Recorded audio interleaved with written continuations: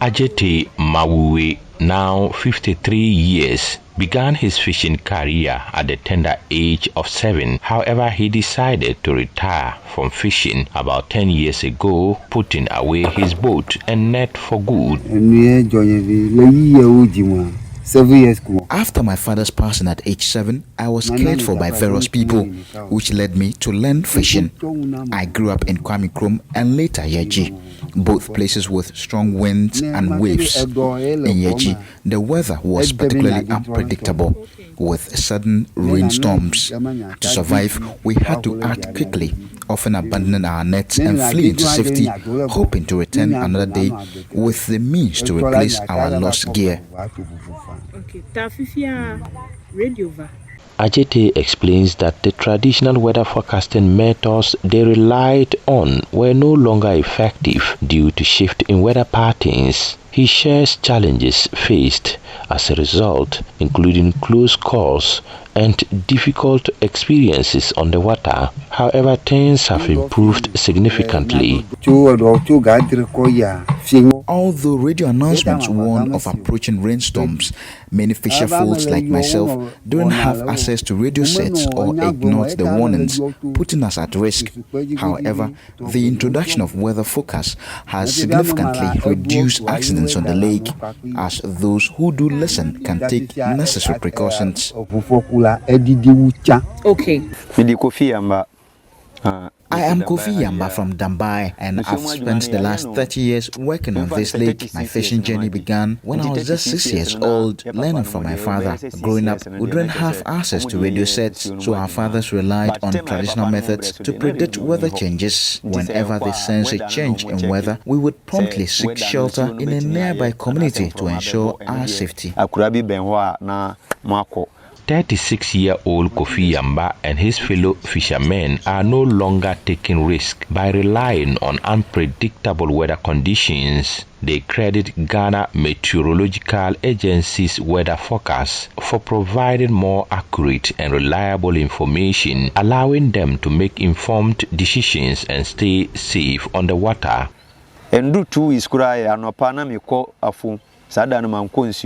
The weather forecast on the radio has been incredibly helpful to me. For instance, I recall a recent occasion when I was heading to the farm and heard a forecast on the radio warning of heavy rain. I promptly decided to return home, and sure enough, it rained. The timely warning allowed me to avoid getting caught in the downpour.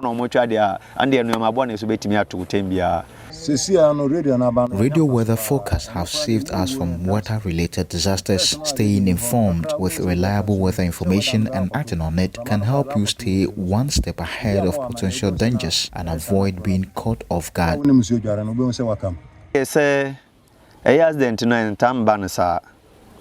Ebia nsuo bi betimi amuna mfroma nkwa na ebe nsuo na yede ento nti se wote information no na wodi so a mengi di se accident beto se one the accident betimi aba sana ete. In May 2023, a tragic incident occurred at Fana Wiaboma, an island community in the Ga South municipality of the Greater Accra region, when a canoe carrying school children returning from school capsized, resulting in the deaths of at least 9 children. The canoe was being paddled by a 12-year-old student who claimed he could navigate the river safely. In a separate incident in September 2023, 2 fishing canoes capsized while attempting to enter the Volta River, leaving crew members missing. It is less than 2 years since the last canoe accident in Dambai, but residents still remember the devastating loss of a woman's life. Although her child was rescued, Kofi shares his account of this heartbreaking event.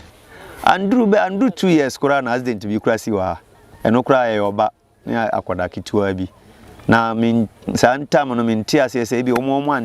been less than 2 years since the devastating canoe accident happened here, resulting in the tragic death of a woman while her 12-year-old child was fortunate enough to be rescued. I'm unsure if they were unaware of the weather forecast or not, but it's a sobering reminder of the importance of staying informed about weather conditions.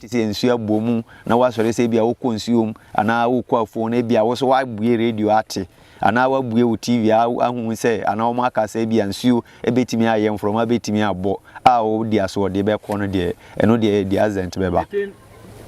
So, my name is Israel Tosu, the morning show host on 40 Radio, and we've been doing the weather forecast. OTFM has been a trustworthy source of weather updates for the fishing community. The host of the morning show, Israel Tosu, emphasizes their commitment to keeping residents informed about weather changes, helping them stay prepared and safe in the face of unpredictable weather patterns. We've been doing the weather forecast reporting every morning.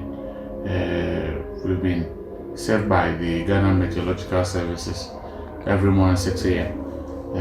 About the precipitation of the day, that's morning, afternoon, evening, and sometimes when there will be changes, they normally update us. It has been very helpful for our farmers and fisher folks. It helps them to know when to go to fishing or not. It also helps them when to go to farming and when to cultivate this and that, when there will be rain or there will be no rain. And sometimes when we fail to broadcast it or inform them, some of them even call the studio personally to request for the weather update. So I would say it has been very helpful and it helps them in their day-to-day activities. Because before we are able to even come out with our predictions, we analyze a lot of data. We look at other models, weather charts pertaining to the marine space, and we use some of this data that are observed. Okay, they are not predicted, that are observed to, we combine them with other, let me say, satellite data. These are ground data. We measure them with our machines that have been installed with other satellites observed data, and we assimilate them and we are able to come up with the models which aids in our forecasting. Marine meteorologist at the Ghana Meteorological Agency, Thomas Bani, says their goal is to connect scientific knowledge with community needs, making a positive impact, one weather alert at a time. After we have come up with the analysis and we've developed the forecast, we send the products out. We have various institutions who serve as, let's say, the medium of communication to those who live along the coastline or also work within the marine space. For instance, when we issue the daily forecast, we issue them and we send them to the national body of the Canoe Owners and Fishing GS Association of Ghana. We have the national body, we disseminate the information to them, they take up the information, they also share it on their platforms. Ghana Maritime Authority receives our daily advisory. Ports and Harbors receives. Some of the media houses, or let me say the media outlets along the coast also receive our information.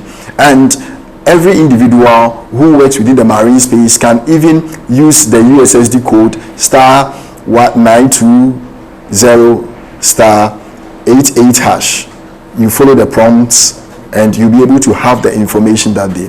We have a tall mailing list that also receive. So the various stakeholders receive the information. By providing timely and accurate weather information, Thomas says they aim to empower communities to make informed decisions and stay safe in the face of changing weather conditions. Because we issue out that forecast every day on daily basis. We issue it in the morning, in the afternoon, and also in the evening. We give them updates regularly because of the storms that usually give them problems when they are navigating. As the demand for ocean resources and marine activities has increased, accurate marine weather forecasting has become crucial. The ocean provides a wealth of resources, including food, transportation, minerals, petroleum, and biodiversity.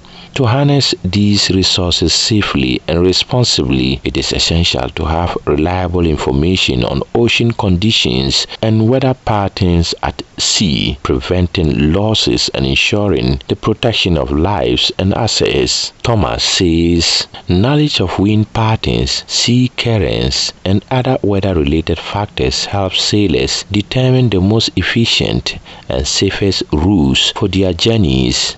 Yeah, it becomes safe to activities when tides are high. It becomes dangerous when the waves are also high.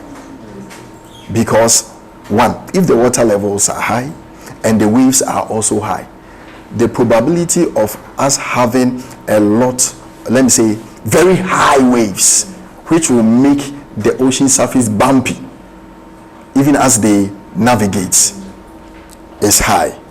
As I speak to you right now, we are having high waves in our waters.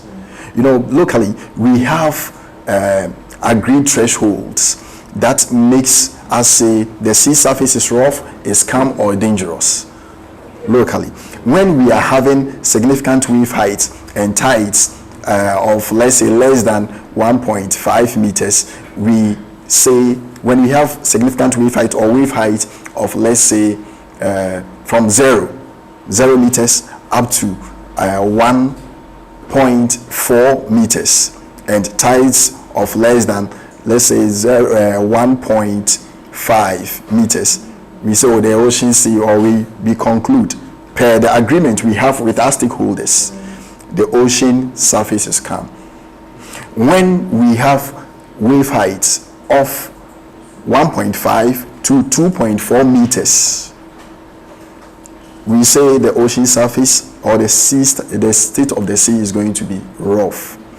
Beyond 2.4, the state of the sea is going to be dangerous. A report by Mohammed Nurudeen.